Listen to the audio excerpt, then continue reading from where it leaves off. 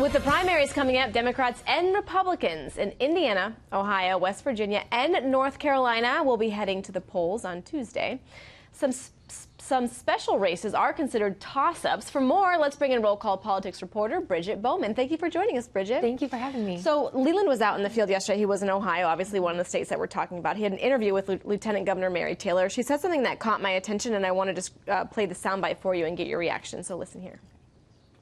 We in Ohio, we support, and I support President Trump, build the wall, secure our borders, shut down sanctuary cities in the state of Ohio and across our country, keep our people safe, keep the promises that you made. And in fact, that's exactly what President Trump is doing.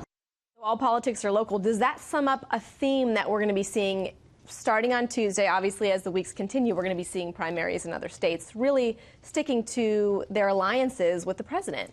Yes, that's right. That's been a central theme of a lot of these Republican primaries, are candidates trying to say, I will be the strongest ally for President Trump. That's in part because the president is still really popular in a number of these states where Senate Democrats are on defense. Remember, there are 10 Senate Democrats in states that President Trump won in 2016. The states that you mentioned, Ohio, West Virginia, Indiana, are all three of them. They're going to be really competitive Senate races, places where Republicans think that they can pick up some seats, though Democrats say that they have really strong incumbents in these states as well. But the involvement of the president is certainly going to be interesting to watch. He's actually heading to Indiana after the primary. I wouldn't be surprised if the Republican nominee is there or mentioned and becomes, part of this movement by the administration to say we want our people in the Senate. Right. You brought up Democrats, and so I wanted to ask you, Democrats are defending a number of seats, and I'm curious if there's a division between the far right, left, the progressive sort of wing of the Democratic Party. Is that going to be a conflict? Are they going to have trouble sort of finding a common voice? It could be more so in the House. In the Senate side, these Democrats that are on defense are, pretty solid in their position. They haven't seen that kind of far left challenge. But on the House side, where we have a lot of competitive primaries, a lot of crowded primaries, we have some of this kind of liberal, more centrist divide. And that's something we're going to be watching as the primaries move forward. Who actually wins these contests?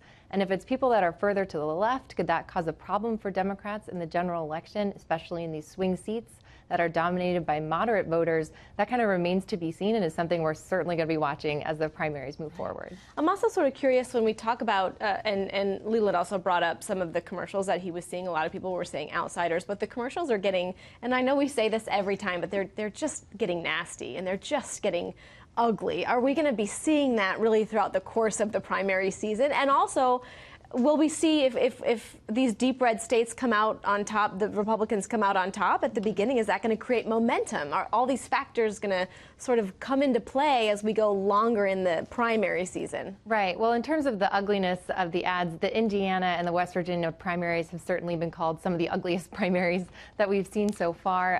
When I've kind of traveled and talked to voters, that's something that voters really don't like, but it's something that operatives say is effective. Is it really? Yeah. So you see the sort of divide. It'll be interesting to see if people start to stray away from negative ads, if there is more of a pushback from voters against that.